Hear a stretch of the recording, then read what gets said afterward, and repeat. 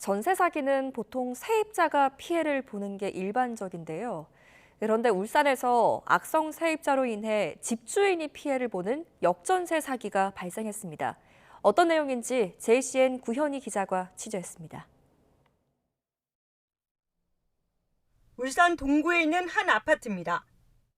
현재 비어있는 이 아파트의 집주인은 2년 전 한 회사와 전세 계약을 체결했습니다.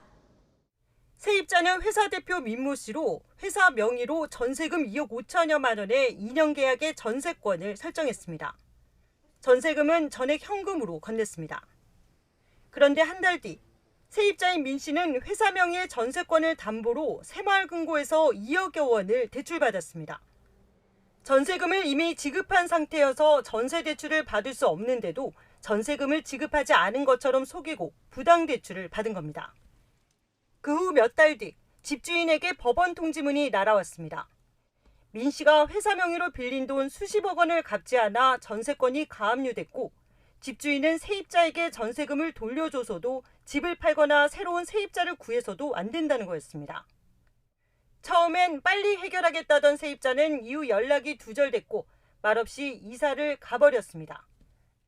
집을 처분할 수도 새로운 세입자를 구할 수도 없게 된 집주인은 급하게 전세금을 마련해 변제 공탁을 해야 했습니다. 월세는 가능하다고 하셔가지고 월세를 내놨는데 등기부등본을 떼보니 이제 이렇게 가압류나 가처분 같은 어렵고 무서운 단어가 있다 보니 계약을 다 취소하시더라고요. 결과적으로 부당 대출을 해준 새마을금고는 전세권 설정만 돼 있으면 집주인 동의 없이도 전세 대출이 가능하고 대출을 내줄 당시에는 임차인인 회사의 신용 상태에 문제가 없었다며 회사 숙소 전세금이라고 해 믿었다고 해명했습니다. 또 대출 당시 집주인에게 확인하지 않은 이유에 대해서는 확인해야 할 의무가 없다며 법인이 전세 대출금을 다른 용도로 사용하는지도 반드시 확인해야 하는 건 아니라고 말했습니다. 법인이 부당하게 전세 대출을 받아 다른 용도로 쓰더라도 들키지만 않으면 된다는 건데 애꿎은 집주인만 피해를 보게 됐습니다. 임대인이 보호받는 법은 없고 이제 세입자만 보호받는 법만 있다 보니까 역차별을 당한 것 같고 대출을 해주는 이 은행도 그렇고 대출을 받는 법인도 그렇고 저한테는 다 가해자죠. 전문가들은 전세권 설정을 악용하는 사례가 잇따르고 있다며 특히 법인과 임대차 계약을 할 때는 주의해야 한다고 말합니다.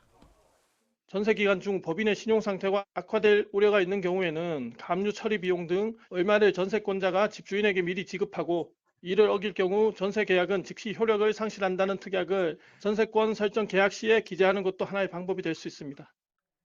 하루아침에 재산권 행사를 하지 못하게 된 집주인은 세입자를 사기 혐의로 경찰에 고소하는 한편 비용이 얼마나 들지, 기간이 얼마나 걸릴지 모를 소송전에 돌입했습니다. 또 집주인 동의 없이 내준 부당대출과 관련해서도 금융감독원에 민원을 제기한 상태입니다. JCN 뉴스 구현입니다.